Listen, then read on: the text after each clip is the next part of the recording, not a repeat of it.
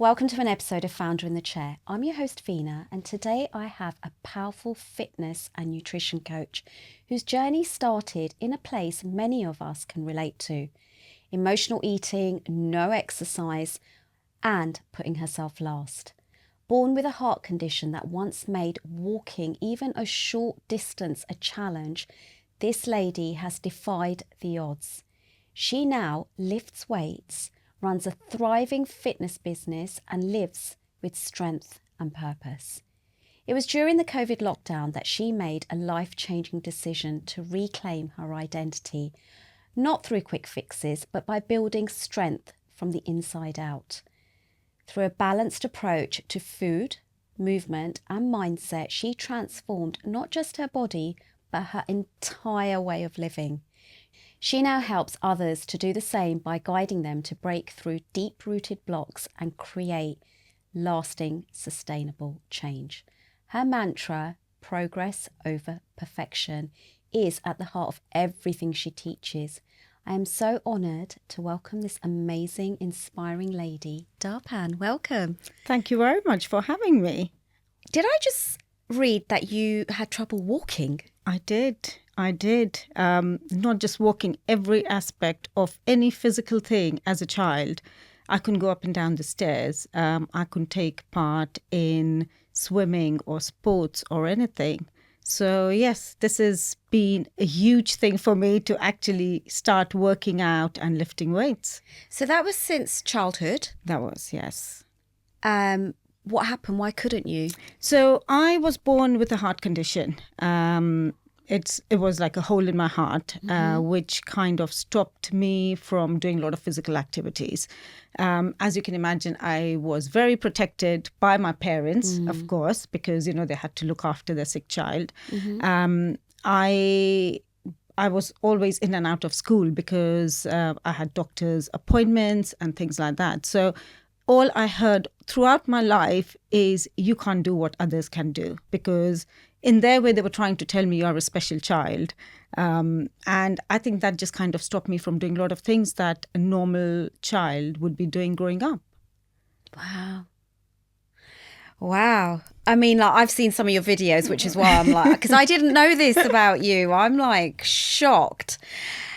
So you started just a little while ago in lockdown 2020. That's right. Yeah. How old were you then?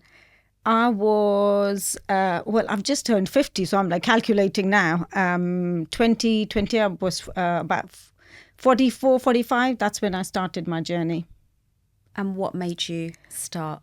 It actually, it was my boys. I think I was just sitting there. I was spending so much time with my boys. I had no self-confidence in myself with, the upbringing I've had, with the obstacles I've had to get past. So emotionally, physically, I always thought I'm really weak. And I think there's something just clicked with me during lockdown is I do not want my kids to grow up feeling that way. I don't want them to think, I still remember I had a glass of wine in my hand and a packet of crisps in my other hand, and we were all watching TV. And that was, like people say, a light bulb moment. It's like, do I really want my kids to grow up thinking it's okay to just sit around and have a glass of wine or to have crisps and not to be in control of their health and, healthy habits? And boys who were my excuse in the past, because, we all say that. I had 9 to 7 job. I had 2 young kids. I had no time for myself. So I kind of changed my excuse into my why. And that just changed everything for me. I love that. I changed my excuse into my why. How old were your boys in 2020? So they were young teenagers. My younger one was 12 years old. My older one was 15 years old. So they were still teenagers who were getting very influenced with what was going on social media, things around them.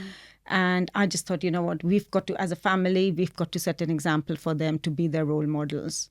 So what did you do? You put that glass of wine down and stopped eating the packet of crisps? What actually happened? I think that evening probably not. I was so scared of doing things, to be honest. Like, as I was growing up, I had this barrier that I was everyone so told weak. you can't. And I think I lived in that fear that I can't do many things. So for me, just thinking about going out for a 10-minute walk was a massive challenge. And, now, I do 10,000 steps and people just look at me thinking, oh, you're just talking like that. And I said, actually, it was just 10 minutes. And I promised myself, no matter what, I would do that 10 minutes every single day. And that's how I started. And I think that's what switched with me as well, that it doesn't have to be something massive. You can just do something very little to feel good about yourself and, just to change your lifestyle. And I just started cooking healthily. I mean, in a way, I don't like saying that, but COVID was a blessing in a way that restaurants were closed. You couldn't get takeaway. So I had to cook at home. But what I made sure is I was cooking healthier meals. And I could really see the knock-on effect on my family, like, ripple effect. My boys started to walk with me. They started enjoying eating healthy. And that kind of kept me going as well. I love that. So Darpan, what personal beliefs or fears did you have to let go of to become the woman, the coach, and the role model that you are today? I know you said you had a light bulb moment, but was there any personal beliefs or fears? Fear, I understand that. Yeah, I think, well. The biggest thing for me was the fear, like I said. And I think it was the work I had to do on my mindset. And I think sometimes people forget how big a change that is. Physically, people can say, yes, I've been through a physical transformation. But I think for me, my biggest success is my mindset shift that I had to work on. And it was in terms of how am I going to even go for a walk? How am I going to lift weights? And I started just learning more and more about it. And I think that's what I say to a lot of my clients, to a lot of my friends, even to my boys, is unless you start to believe you can do it, it's no way you're going to do it. So I think my biggest shift was my mindset. It's, I used to just sit there, say to myself, it's okay, you can do it, you can do it. And when I said to people that you have to be your biggest cheerleaders, I was one of them. I didn't care what anyone else was thinking or saying. I'm just like, I've got to do it. And I think the biggest thing is before I used to just sit there, procrastinate because I had that fear. I think once I knew I have to do it, I knew I had to take action. And I think that's how the biggest mindset shift was. It's you were weak in the past, you had a medical condition. Don't let your past define your present, your future. And I think the other biggest thing which I felt was I stopped comparing myself. So as a child, and I think, a lot of these beliefs we grow up with and they kind of stay with us. I'm the youngest of three sisters. Both my sisters are very academically high achievers. My middle sister was really into sports and athletics. And academically, I was always playing catch up with my peers because of my health condition. I was always in and out of school. So I could never, excel academically. So I always just felt I'm not good enough. And there was always comparisons, like, teachers would say, oh, why do you not get grades like your sisters do? So for me, once I thought this is me and I stopped comparing myself, then I actually was so much happier. I just didn't give a damn about, what people were saying, what people were thinking, because I was just walking in my own path. I was just doing what felt right for me. So I think that's what I say to people is, shift in mindset and to realize that this is your journey. You have to stop comparisons. That's actually really hard for many South Asian women, or women in general. Like, we're always comparing ourselves. You see something on social media, you think, oh, it's all right for her. Yeah. Or, look at her lifting weights now at 50. Like, I can't do that. So I know it's really easy to say you need to have belief. But was there something that you did? So if someone's listening right now and thinking, oh, it's all right for her, what would you say to them? Because clearly it was really hard for you. It was massive for me. And I think it is taking one step at a time. I think a lot of times, and I used to be one of those people, is I had to go all in. I was, in my previous life, I call it, I was a project manager. So, had to be, everything in order. My house used to be immaculate because that's how I was. And, for me, it was just, giving all in. Like, you've got to get yourself all in. And I think that's where I don't like to use this word, that's where I was failing. Because I went through various weight loss cycles because I never had any body confidence. I just wanted to shrink all the time. And I think once you start realizing that, you can do little things to make you feel better. And I think that for me was the biggest thing, is the feeling of what I was doing, of being in control. And that's what I teach my clients. It's not just about looking good. Once you start to feel the difference, that is when the actual shift starts to happen. Then you don't think, oh my God, I can't have a glass of wine. Or, oh my God, why do I have to exercise? Because you see the benefits of it. It makes you feel good. So do things that make you feel good. I love that. So, as you said earlier, you were born with a heart condition and grew up with physical limitations and body image struggles. How did it impact your confidence or even self-worth? And what have you done over the years to rewrite that narrative for yourself? Because you've clearly rewritten something. So apart from what happened in lockdown, what else did you do to rewrite that narrative? I think that was the hardest part because, I was one of those people who would be so conscious of her body. And it wasn't just being overweight. Like when I had this health issue as a child, I was tiny, I was skinny. And, I blame my height on that, which I know it's not the case now. But I always used to say to people, oh, I was born with a heart condition. That's why I'm so small. And as my heart condition, as I had my medical procedure, everything in my teens, that is when I started gaining weight. So all I heard from people is, oh, you're not going to fit in your sister's clothes anymore. Oh, how come you put on so much weight now? What are you doing about it? And for me, that was the biggest thing is, I disrespected my body because I went through those crash dieting. And I think I remember when I met my husband at university and the day we decided we are going to get married and we set a date, the first thing, instead of getting excited, the first thing that came to my mind is, oh, I've only got 9 months to drop down 2 dress sizes because I wanted that wedding body. And when I went to see the person who was designing my outfit, she was very kindly saying to me, oh, this is going to look good on you. This is going to look good on you. And I stopped her. I said, no, you designed something for somebody who is skinny.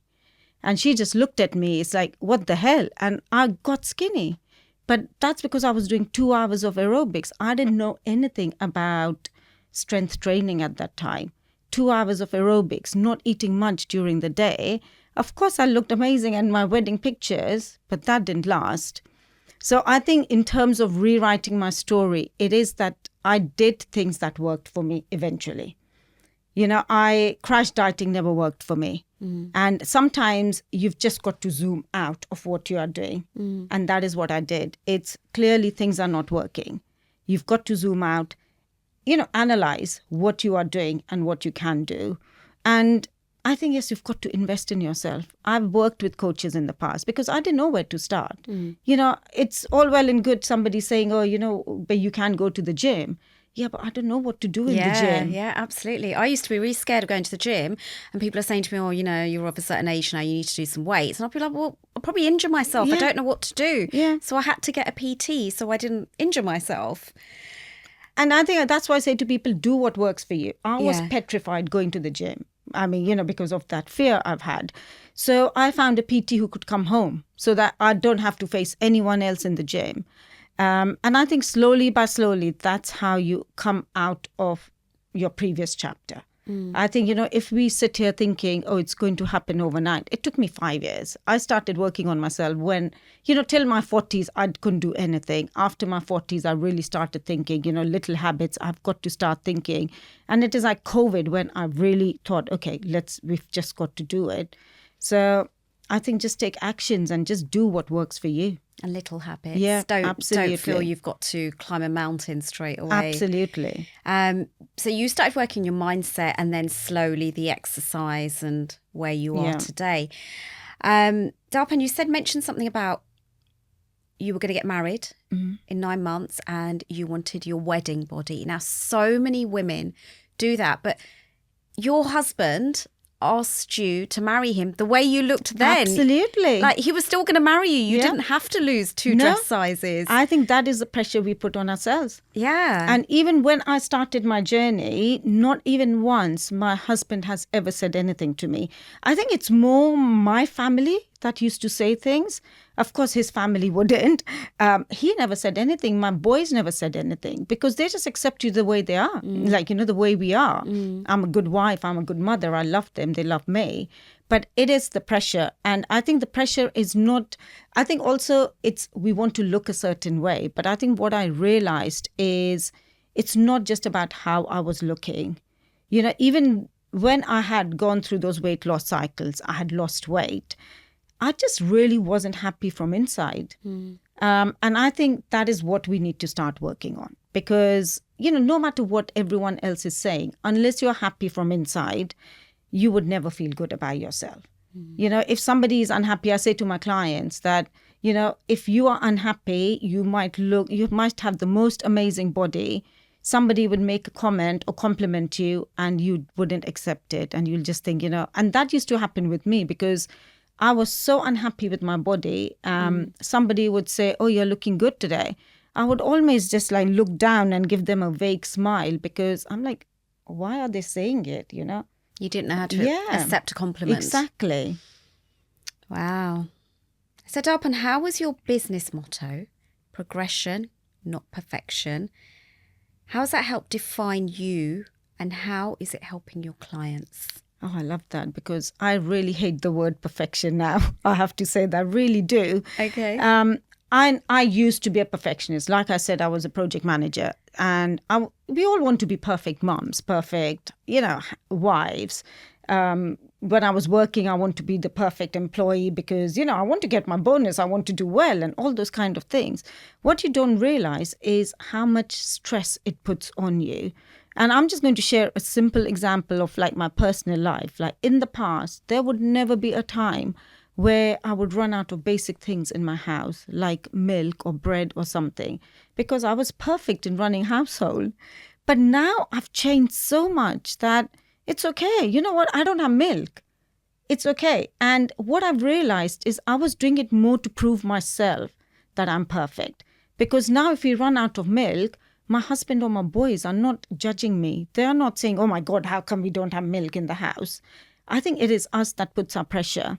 So I think every time we feel we want to be perfect, if we do reach there, we are still never perfect because we keep aiming for higher and higher. We set the goalposts. And I think we sometimes set the bar so high that we set ourselves for failure. Yeah. And I've been there as well.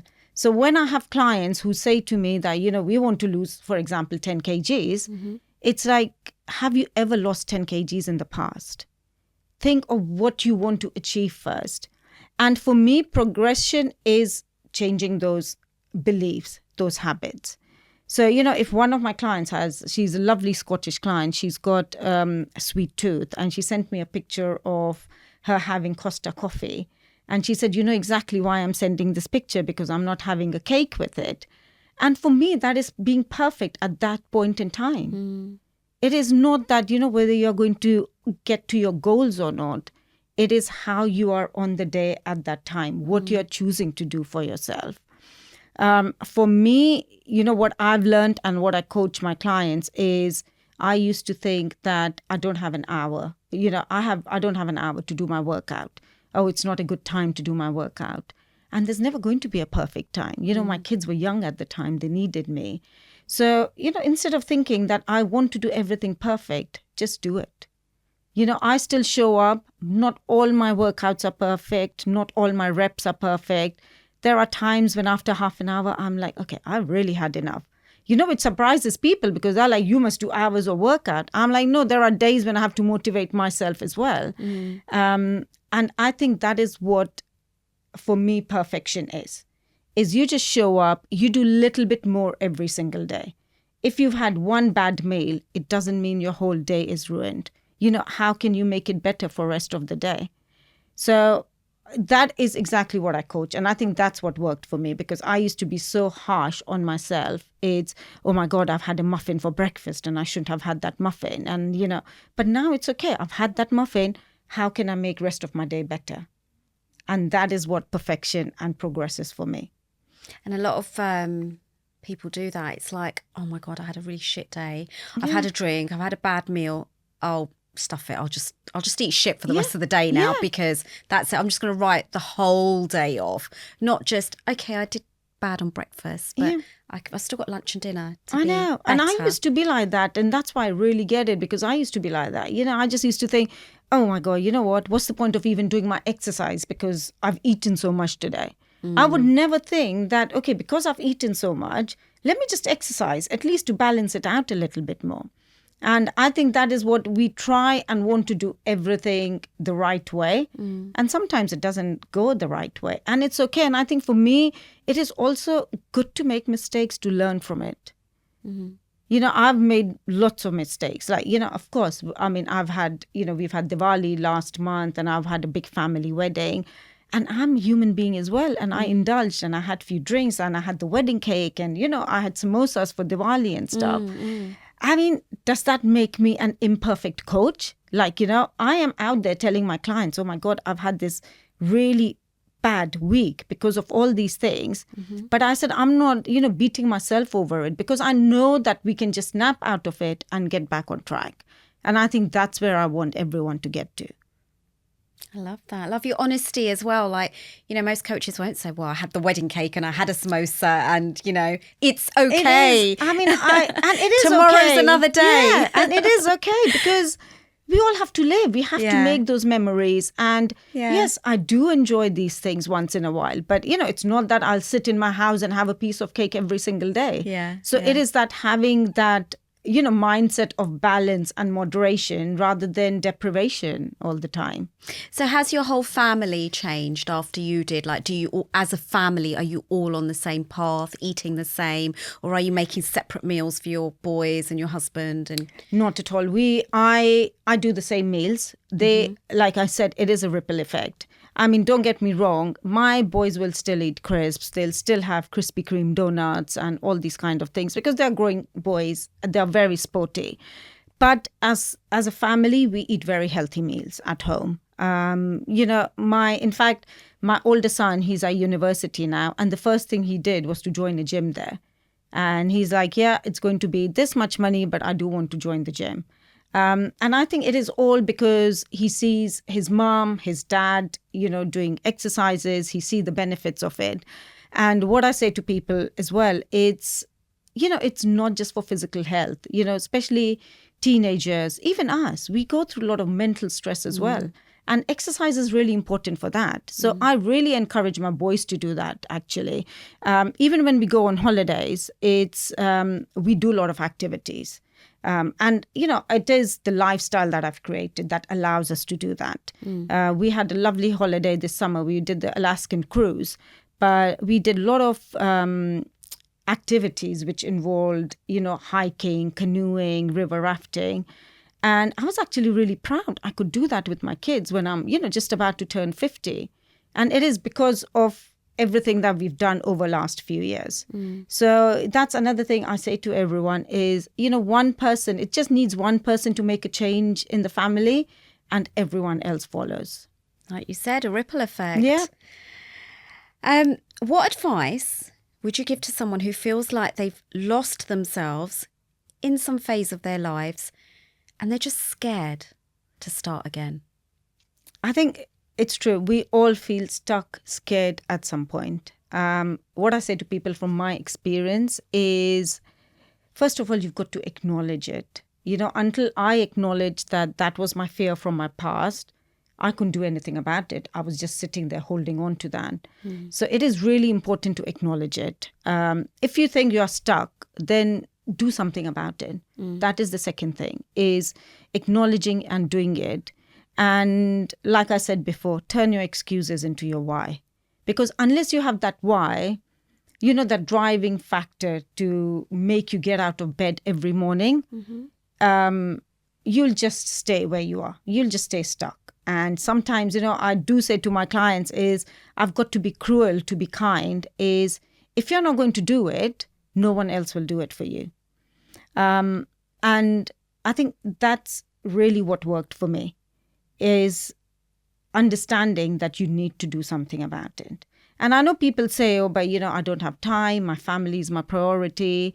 And even now, yes, my family is my priority as well. But that is more of a reason for you to look after yourself. Yeah, absolutely. Otherwise, you're not going to be around to enjoy your life with your family. Yeah, we as a family, we love traveling. And I want to be able to travel and do these things with my kids that I'm doing now. And I can only do that in another 10 years if I'm doing the right kind of exercises, if I'm eating well, if I'm looking after myself. And I think, we have to believe there's a light at the end of the tunnel. And for me, I did find that light. And yes, it was dark and gloomy, but you've just got to hold that torch, find that light, and walk through that tunnel, finding your own path. And I think for me, that really worked. It's doing what worked around my lifestyle. And just take one step at a time. So did you leave? You're not a project manager anymore? I'm not, no. You said this is all you do now? This is all I do now. And how long ago did you start your business? I started 4 years ago. So what was it like? So obviously you're a project manager for a company that was paying you well. Yes. So somebody's probably listening right now and they probably want to do the same. How did you make that decision to leave? Because obviously a business doesn't make you money straight away. And it probably won't make that much money at all, if I'm completely honest. Okay. I think you've got to just find your mission, what's important to you. And I think for me, it was, like I said, the way I started to feel about myself, it wasn't about looks anymore. It was more about, yes, I'm doing something for myself. I've got control of my life. I've got control of my habits. And I think that is what I wanted to share with other women. And I think that's what made me really decide that this is the way I want to go. So financially, obviously, you just said it's not going to make as much as your job as a project manager did.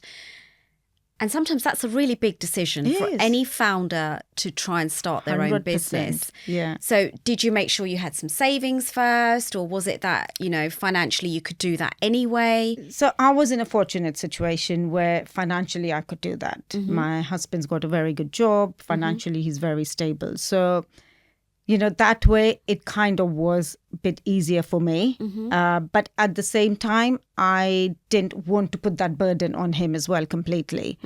So I did make sure that the business is up and running before I quit my job. So I did my business, part-time little bit. And then when I thought, okay, I'm having to say no to clients because I don't have time to fit them in because of my work schedule as well.